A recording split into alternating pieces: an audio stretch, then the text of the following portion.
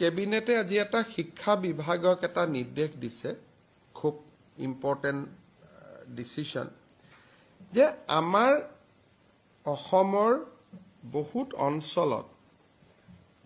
স্থানীয় মাধ্যমত কিছুমান ভাল ভাল স্কুল গঢ় লৈ উঠিছে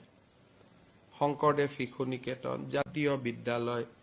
বিভিন্ন আমাৰ বৰাক ভেলীত সৰস্বতী শিশু নিকেতন হ'ব বিভিন্ন বিদ্যালয় য'ত নেকি ভাল ভাল স্থানীয় ভাষাৰ শিক্ষানুষ্ঠান গঢ় লৈ উঠিছে আজি আমি শিক্ষা বিভাগক নিৰ্দেশ দিছো যে সেই বিদ্যালয়সমূহৰ 25% সিট চৰকাৰে লৈ ল'ব পাৰে নেকি আৰু চৰকাৰে ষ্টুডেন্ট নিদিয়ে গাঁওখনৰে দুখীয়া 25% লৰাই এডমিশন ল'ব পাৰে নেকি আৰটি এক্টত তাৰ ব্যৱস্থা আছিলেই কিন্তু আমাৰ অসম চৰকাৰে তাক ইমান দিনে ৰূপায়ণ কৰা নাছিলে এইটো যদি ৰূপায়ণ হয় তেতিয়াহলে এই ধৰণৰ ভাল অসমীয়া মাধ্যমৰ বিদ্যালয়বিলাকত যিবিলাক সামাজিক সংস্থাসমূহে পৰিচালনা কৰে প্ৰফিট মোটিভ নাই য'ত মালিক নাথাকে কোনোবা নহয় কোনোবা সমিতিয়ে পৰিচালনা কৰে তেনেকুৱা স্কুলবিলাকত যদি আমি 25% সিট দুখীয়া ল'ৰা ছোৱালীৰ কাৰণে আমি মুকলি কৰি দিব পাৰো এটা পৰীক্ষা লৈ পেলাই কম্পিটিশন কৰি 25% ষ্টুডেন্ট তেওঁলোকে ল'ব আৰু তাৰ ফিজটো যিয়ে প্ৰচলিত ফিজ নহওক কিয় ফিজটো ৰাজ্য চৰকাৰে দিব তেতিয়া বহুত ল'ৰা ছোৱালী দুখীয়া ঘৰৰ ল'ৰা ছোৱালী যাৰ মনত এটা ইচ্ছা থাকে কিছু অন্তত মেধাৰ ভিত্তিত পৰীক্ষা দি তেনেকুৱা স্কুলবিলাকত নামভৰ্তি কৰিব পাৰিব আৰু ইয়াত স্কুলৰ কোনো আমি ঠিক কৰি নিদিও যি স্কুলে পঞ্জীয়নভুক্ত কৰে কোনোবাই ক'ব পাৰে শংকৰদেৱ স্কুলৰ কাৰণে মৰম কৰিলে তেনেকুৱা নহয় স্কুলখনেও পঞ্জীয়ন কৰিব লাগিব যে হয় এইটো আঁচনিৰ অধীনত মই 25% ষ্টুডেন্ট ল'ব খুজো আৰু যি স্কুলে ইংলিছ মিডিয়ামক আমি নিদিও অকল মাধ্যমিক যিটো ভাষা বড়ো মিডিয়াম অসমীয়া মিডিয়াম বৰাক ভেলীত বেংগলী মিডিয়াম বা স্থানীয় জনজাতীয় মিডিয়াম যিকেইটা আছে ৰাভা মিডিয়াম আছে যি অসমীয়া আৰু থলুৱা ভাষা বা বৰাক ভেলীত বেংগলী ভাষাত কৰে তেওঁলোকৰ সেই ধৰণৰ স্কুলেহে ইয়াত আবেদন কৰিব পাৰিব আৰু এইটো হৈ গলে বহুত ল'ৰা ছোৱালীয়ে গুণগত শিক্ষা পাব পাৰিব গতিকে এই ক্ষেত্ৰতো এইখনতো আমি এই ধৰণৰ এটা নতুন আঁচনিটো নতুন নহয় আৰটি এক্টত আগৰ পৰাই আছে কেতিয়াও আমি তাক ৰূপায়ণ কৰা নাছিলো এই ব্যৱস্থাটো আনিব পাৰি নেকি শিক্ষা বিভাগক আমি পৰামৰ্শ দিছো আৰু শিক্ষা বিভাগকো আমি বিভিন্ন সংগঠন বিদ্যানুৰাগী সংস্থাৰ লগতো ইয়াত কথা পাতিব দিছো পুনে পুনে আমি সিদ্ধান্ত লোৱা নাই তেখেতসকলে অহা এমাহৰ ভিতৰত অসমৰ বিভিন্ন শিক্ষানুৰাগী সংগঠন সাহিত্য সভা বিভিন্ন জনৰ লগত আলোচনা কৰি কেবিনেটত এটা পূৰ্ণ প্ৰস্তাৱ আনিব আজি মাত্ৰ আমি প্ৰাৰম্ভিক প্ৰস্তাৱ এটা আমি ক্লিয়াৰ কৰিছো যদি ৰাইজে বেয়া পায় আমি ড্ৰপ কৰি দিব পাৰো ৰাইজে ভাল পালে ইয়াক আমি ৰাখিব গাঁও স্কুলখনে এটা এন্ট্ৰেন্স পাতিব খালি তাত ইকনমিক ক্ৰাইটেৰিয়া এটা আমি দিম আধ্যবন্ত লোকে নোৱাৰিব ধৰক মোৰ এখন জাতীয় বিদ্যালয় আছে বাইহেটা চাৰিআলিত ওচৰৰ যিখিনি গাঁও আছে সেই গাঁৱত এটা পৰীক্ষা হ'ব 25% স্কুল ষ্টুডেণ্টক তেওঁলোকে পৰীক্ষা পাতি লৈ ল'ব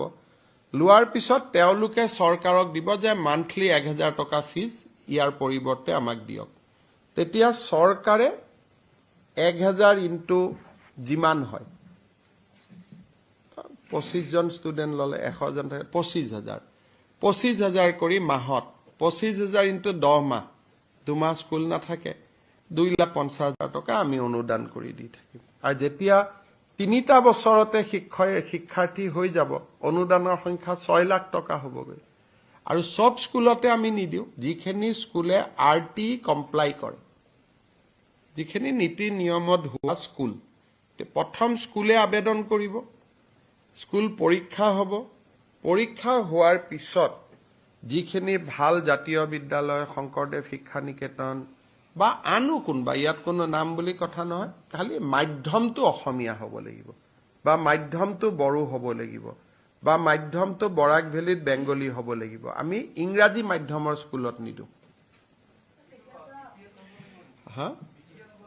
বিপিএল মানে আজিকালিতো 4 লাখ টকা বছৰি ইনকাম হলে আমি বিপিএল ধৰো গতিকে আজিকালিতো বিপিএলৰ ডেফিনেশনটো আমি ডাঙৰ কৰি থৈ দিছো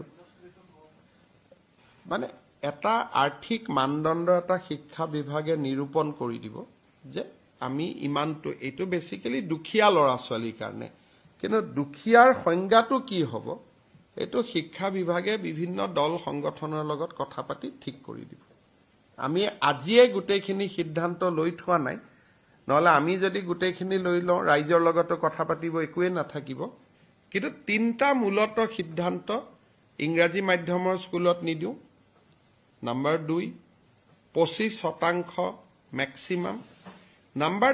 3 স্কুলখিনি উচ্চ মান বিশিষ্ট হ'ব লাগিব এনে সব স্কুলত দিলেতো ৰাতিয়ে গধূলিয়ে বহুত স্কুল গড় লৈ উঠিব সেইকাৰণে স্কুলখিনি এটা উচ্চ মান বিশিষ্ট হ'ব লাগিব আৰু যদি ভগৱানে সব ঠিক ঠাক ৰাখে অহা বছৰৰ পৰা আমি স্কিমটো কৰিব পাৰিম আৰু বহুত লৰা ছোৱালী লাভ হ'ব আৰু অলপ অসমীয়া স্কুলবিলাকৰ গভৰ্ণমেণ্ট স্কুলৰ লগতে প্ৰাইভেটতো ইংলিশ মিডিয়ামৰ স্কুল নহয় অসমীয়া মিডিয়ামৰ স্কুল অলপ নিৰ্মাণ হ'ব ইয়াৰ ফলত নহলে যেহেতু ইংলিশ মিডিয়ামৰ স্কুলতহে ষ্টুডেন্ট আহে অসমীয়া মিডিয়ামৰ ষ্টুডেন্ট নাহে সেইকাৰণে অসমীয়া মিডিয়ামত ভাল প্ৰাইভেট স্কুল হোৱা নাই ইয়াৰ ফলত অসম 25% ষ্টুডেন্ট যদি গভৰ্ণমেণ্টৰ পৰা এনচিউৰ হৈ থাকে তেতিয়া হয়তো ভাল অসমীয়া মাধ্যমৰ স্কুল যিবিলাক আছে তেওঁলোকে এতিয়া ইয়াত যিখন জাতীয় বিদ্যালয় আছে বামুণী মৈদামত তাতো 25% ল'ব লাগিব কিন্তু ইংলিশ কেখনত আমি নিদো এটো হলে অলপ ধৰক আজি বামুণী মৈদামৰ ওচৰতে বহুত দুখিয়া লৰা ছোৱালীয়ে চাই থাকে স্কুলখনৰ প্ৰতি তেওঁলোক যাব নোৱাৰে এতিয়া এইটো সুবিধা হলে জাতীয় বিদ্যালয় পৰীক্ষা পাতিব আমি পৰীক্ষা নাপাতো কিন্তু দুখিয়া লৰা ছোৱালীখিনিৰ মাজত পৰীক্ষা পাতি 25% ষ্টুডেন্ট তেওঁলোকে ল'ব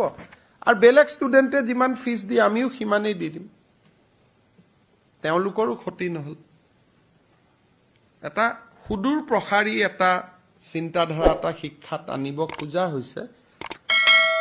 কিন্তু ৰাইজে ইয়াত মই শিক্ষামন্ত্ৰীক কৈছো যেহেতু অকনমান বস্তুটো স্পৰ্শকাতৰ সেই কাৰণে অলপ আলাপ আলোচনা যাতে কৰি লয় পোনছাতে এইটো সিদ্ধান্ত বুলি ধৰি ল'ব নালাগে এইটো এটা কনসেপ্ট বুলি ধৰিব লাগে যে এটা কনসেপ্ট এটা লোৱা হৈছে এইটো ফাইনেল ডিসিশন বুলি ল'ব নালাগে সমাহ আমাৰতো অহা বছৰ এডমিশনৰ সময়তহে কৰিব পাৰিম সিদ্ধান্ত ললেওতো আজি আমি একো কৰিব নোৱাৰো আমাৰ এডমিশন কোন মাহত হয় এই বছৰটো অহা বছৰ এডমিশন কেতিয়া হ'ব সো গতিকে সিদ্ধান্তটো আমি যেতিয়াই নলওঁ কিয় ৰূপায়ণটো 1 এপ্ৰিলৰ পৰাহে হ'ব গতিকে অহা শিক্ষাবৰ্ষত আমি এইটো কৰিব পাৰিম এইবাৰ যদি আলাপ আলোচনা কৰি লয় আৰু আমি জোৰ কৰি পুশ কৰিব খোজা নাই